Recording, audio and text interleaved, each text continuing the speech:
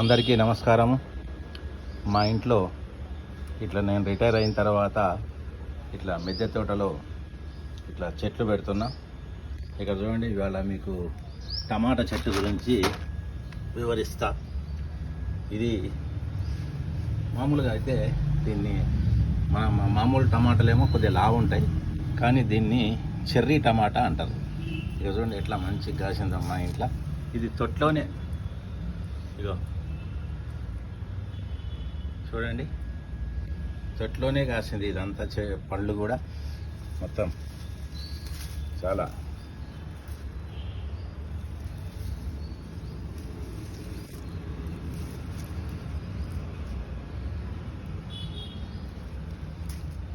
ఇట్లా రిటైర్ అయిన తర్వాత నాకు ఆరోగ్యము ప్లస్ మన బాడీకి కొంత ఎక్సర్సైజ్ ప్లస్ మనకు ఆక్సిజన్, ఫ్రీ ఆక్సిజన్ ఈ చెట్ల వల్ల వస్తుందనే ఉద్దేశంతో ఇట్లా చెట్లు పెంచాను. అయితే ఇట్లా కూరగాయలు కూడా పండిస్తున్నా. ఇగో ఇక్కడ ఇవేమో కాయలు, ఇంకొక 2 రోజులు 3 రోజులు అయితే ఇవి పళ్ళు అవుతాయి. ఇక్కడనేమో పళ్ళు, ఇవ్వండి ఇవి చాలా చాలా బాగా ఎక్కువ, చాలా విరివేగా కాసినాయి ఇవి అన్నీ కూడా.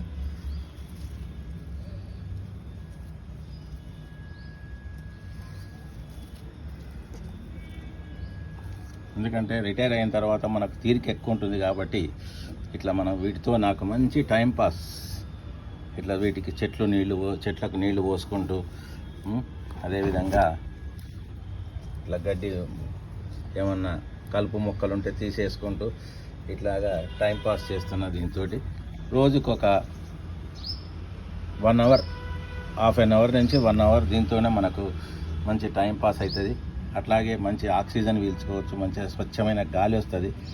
అదేవిధంగా మనకు ముఖ్యంగా మన మనసు ఆహ్లాదంగా ఉంటుంది.